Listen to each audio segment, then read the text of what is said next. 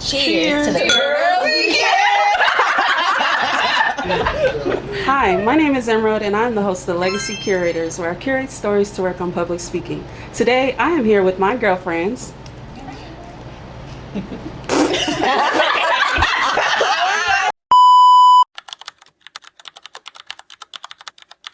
Today, I am with my girlfriends, and I would love for them to introduce themselves. Hey everyone, I'm Nickie. I'm Imani. Hi, I'm Kandice. Crystal.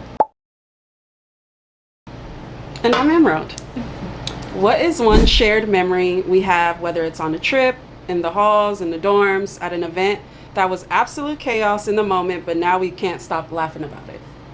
The path party is the first one. Was that the first one? Yeah. Only through? Yeah. When we Yeah. taped up, did we tape up cameras or we took the Yeah, lights? we We taped up the lights. Give it a little setting.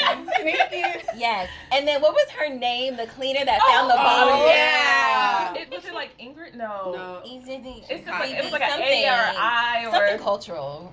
Wherever she was from. I feel like it was like Ingrid or something. That's what I just said. That's literally It what was I like we said. almost got Ingy. away with it. Something. And it was like Yeah. A little Yeah. found our bottles of the trash. Talking about, I know it's y'all's. No, you don't. Right. We put them in the big trash can. Right. Starting our journey in Path meant we were surrounding ourselves with culture and intention from day one. Looking back, how did living in a space explicitly dedicated to heritage shape the way we view our collective identity?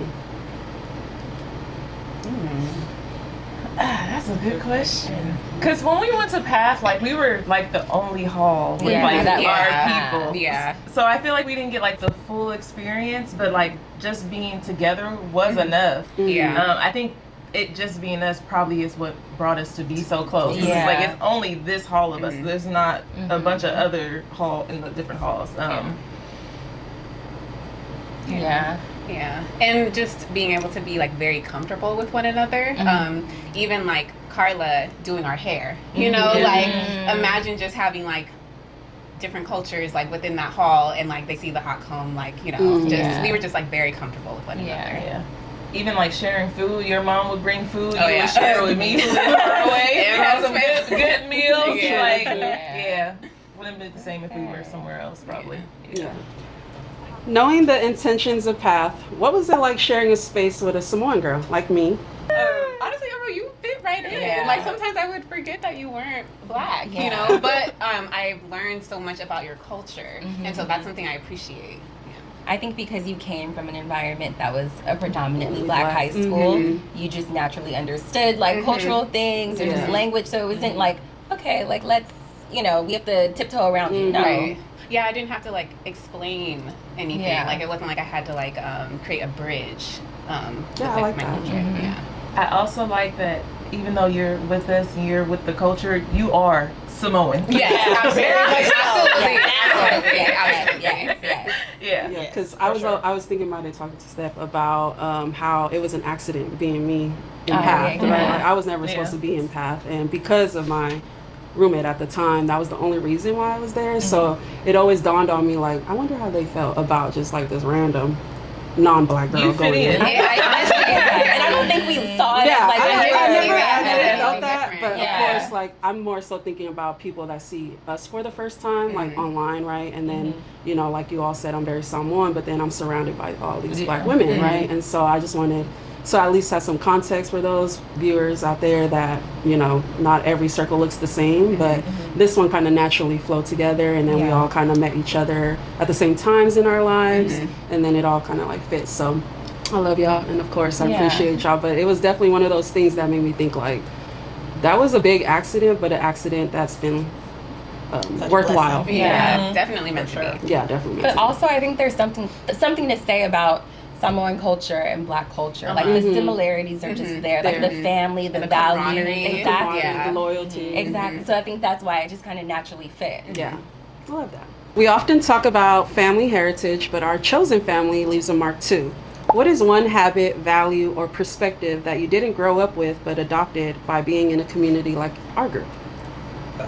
I was gonna say, just for me, being an only child and having to be like around people all the time, not that way, I love you guys, but like having to share my space or just being like, oh, I'm irritated, I want time alone, and I'm still around you, it helped me like navigate a way of like communication that forces you to step out or like you know, express yourself to your sisters essentially. And so I think that's what helped me kind of see a different perspective sometimes.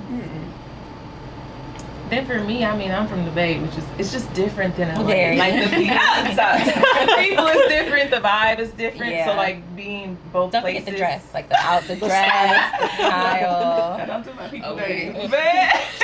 But it's just different. So like getting used to like the different environment, the different type of people. It's, even the way y'all do things is different. How are we different? In what ways? You know. Just give us one example, Crystal. I don't want to say too. Like when I got here, like how y'all like. I never forget. I forgot who I was with. We were going to like somebody's like prom like going away party. Like it was like this big thing that I had never been to before. How y'all like having like the taco man at everything. like just little stuff like that is just different. Like just, I mean the people are different, the vibe is different, but like just little stuff like that is just different. Yeah. I thought tacos were like a California thing. I think they're a California thing, but like having somebody come to your house with a grill and cook tacos for a celebration, I don't think that's. I didn't think that's how I got here. So who's catering the parties in the Bay? People who's making the food themselves. I'm not saying some people don't cater. At least like my family and stuff, we're cooking. Yeah. They say you are the average of the people you surround yourself with. In what specific ways has being tethered to this group raised your standards for how you show up in your community, your work, or your family? That's a good question. Yeah, we definitely hold each other to a high standard. I'll definitely in the best way. I think.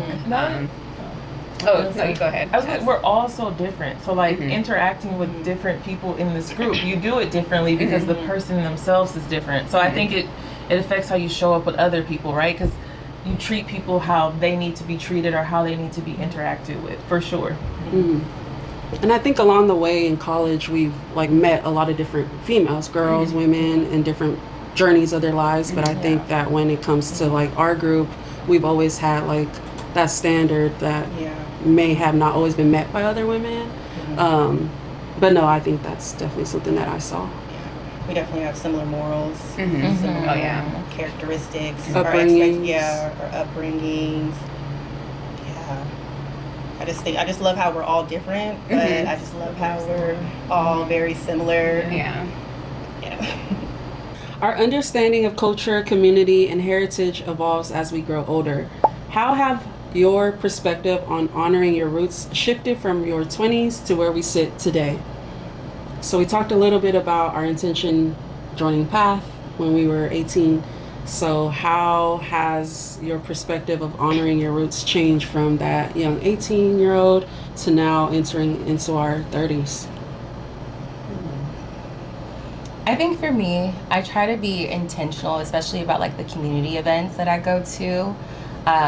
I think because I have a son who's from two different cultures, I want to make sure he sees the beauty in everything and grows up to love both sides of his culture and knows about his ancestors across all sides and is able to like be excited to tell the stories and things like that. So we try to take him to things like picnics or like community events in Leimert Park or things like that, so he sees all of these sides and knows that's where he comes from. I think for me, I don't think I thought about it too deeply when I was like say 18, but now that I'm older, especially after losing my grandmother, it's been like a little bit more on my mind to get more connected with my family, but more like distant relatives. So more recently, I've just been like connecting with like my grandparents' siblings, family on both sides, and it's been really beautiful. I've just been feeling that yearning of like fully understanding where my grandparents came from and how they came to be in California and like what their struggles were and what that looked like and everything. So yeah. I think for me, the whole reason why I wanted to start Legacy Curators was because my mom is the last living descendant. And so like when I think about, you know, honoring roots, with my mom being the last descendant, I feel like that's kind of being like uprooted a little bit. So if when she passed, hopefully decades later, we won't have that direct line to understanding that.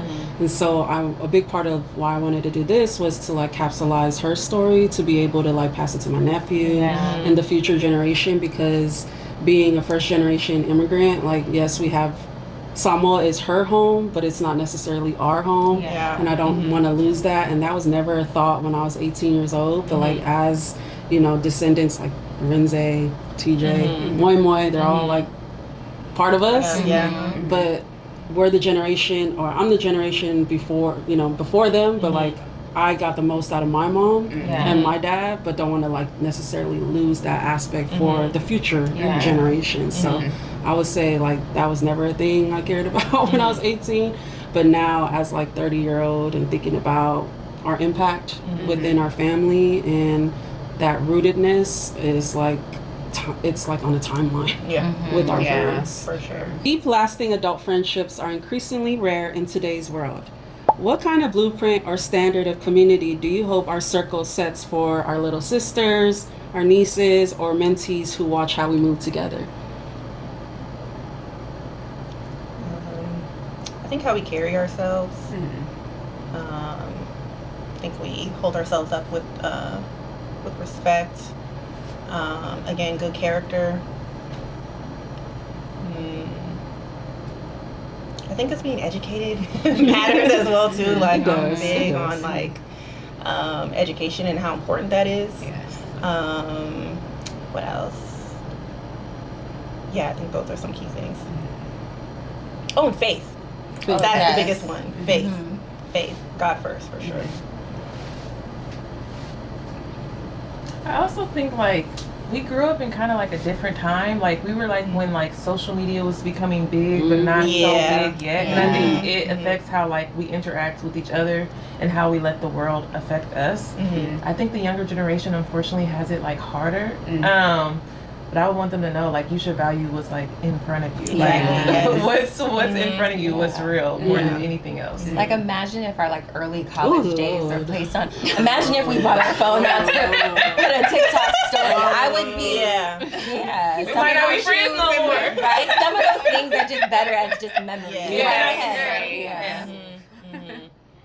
Yeah, I wanted to ask this question because I have a little sister and she always looks at our friend group and then she kind of always compares the lack of maybe her friends or like the loyalty behind her friends, and like just us being an example to that is like what she would indicate more so like a high standard for herself, like oh, I want to have friends like Emerald that have like this long friends, and it to me I'm like, oh well, it just kind of came to us, but for other women outside of maybe our circle, like there's a lot of effort that goes into like cultivating relationships as deep as ours. Like that's why I always think to myself, like I'm so glad that accident happened in my life to be able to meet you all, because without that, like I kind of see it from my little sister's lens, where it's like it's hard for her to make friends or just maintain friends the way that we have for so long.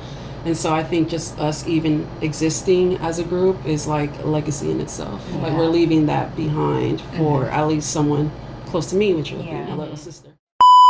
I really appreciate you all taking time to be a guest on Legacy Curators. Of course. We're here to support you and we're so proud of you. Bye.